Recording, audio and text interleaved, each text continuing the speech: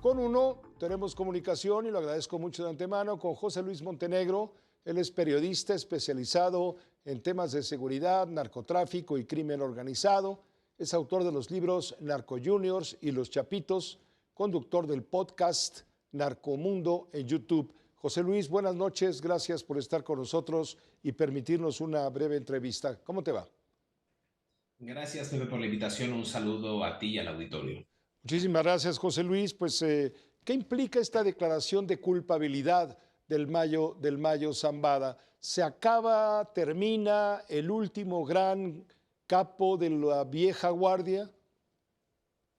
Yo creo que estamos frente a la caída, a la ruptura, sobre todo de una organización que en su momento fue hegemónica en el estado de Sinaloa y en otras tantas entidades del país.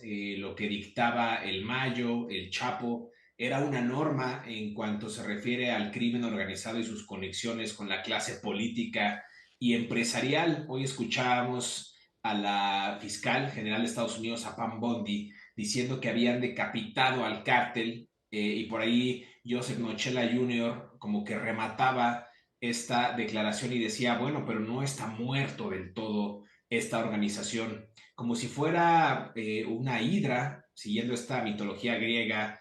Pepe, pues vemos que le pueden cortar una cabeza al cartel de Sinaloa, le pueden cortar dos cabezas, pero bien referías tú, en el campo de batalla, en esta guerra que se está librando en Sinaloa, desde septiembre del año pasado podemos constatar que siguen operando Ismael Zambada Siqueiros, el Mallito Flaco, Iván y Jesús Alfredo Guzmán Salazar, los Chapitos, sigue el cártel Jalisco Nueva Generación con Nemesio Ceguera, siguen los hermanos Arzate, siguen los rusos, ¿no? Es decir, hay muchas organizaciones en México que todavía están dispuestas a asumir el liderazgo de este narcotráfico mexicano, de esta figura de Lampa, al costo que sea. Entonces, puede caer el Mayo. Recordemos aquella entrevista que le concedió a Julio Scherer, fundador de la revista Proceso, y él decía que si lo capturaban o lo mataban,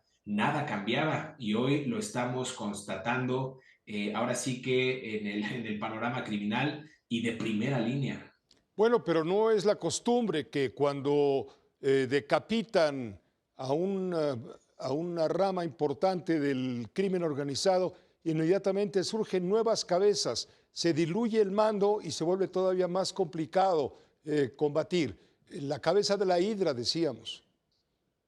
Es correcto. La herencia criminal del Mayo Zambada, del Chapo Guzmán, sigue. Es decir, allí están sus hijos, sus descendientes. Vemos que los propios descendientes ya tienen hijos o los propios capos como el Mayo, el Chapo tienen nietos que crecieron bajo esa norma, bajo este legado criminal y es muy probable que se armen o se levanten para seguir con esta triste historia de delincuencia organizada que tanto daño le ha causado al país. Pepe, vemos que por más que intenten desarticular a una organización capturando capos, pues vemos que también en la praxis, tanto el gobierno de México como el de Estados Unidos no son capaces de atacar esta estructura financiera que permite precisamente el financiamiento ilícito de los capos. Tampoco se habla del tráfico de armas proveniente de Estados Unidos. Hoy en la conferencia sí se dieron todos palmadas en la espalda, se dieron abrazos, se pusieron una estrella en la frente,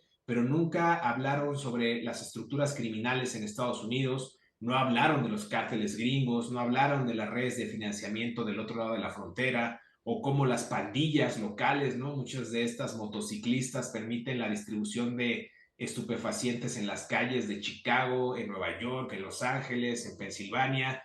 No hablaron de la corrupción de la DEA, del FBI, de la patrulla fronteriza. Es decir, también hay un dejo de doble moral del otro lado de la frontera en la que pueden y quieren culpar a México de todo. Sí, aquí hay una gran labor, no hay justicia ni para las víctimas, hay una impunidad del 99%, pero del otro lado también tienen una tarea ardua que parece ser que no están dispuestos a desmantelar a menos que haya probablemente algún tipo de incentivo. Estamos frente a una omisión gubernamental, Pepe, o a una complicidad compartida?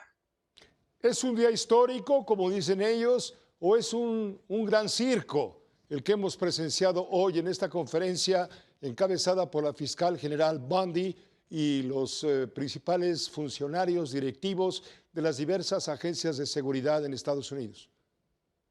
Sin duda es un día histórico porque la figura del Mayo Zambada es quizás la del último capo de la vieja guardia que conocemos. Es un personaje que operó por más de 50 años bajo el sigilo, bajo la tutela también y el apoyo de las autoridades mexicanas y, ¿por qué no?, de las autoridades estadounidenses. Recordemos que la DEA era quien anunciaba e informaba del estado de salud del Mayo Zambada, lo buscaban, se sentaban a platicar con él, le llamaban por teléfono, inclusive Vicente Zambada Niebla, el Vicentillo, era el encargado de mediar a veces esas comunicaciones con el capo. Entonces, sí es histórico porque es un capo que nunca pensó en su caída, se creía invencible, como decía Terry Cole, ¿no? Ese mito se deshace de que los narcos están fuera del alcance de la justicia de Estados Unidos. Y él decía, hoy demostramos que nadie está fuera de nuestro alcance, aunque también, hay que decirlo abiertamente, nunca mencionaron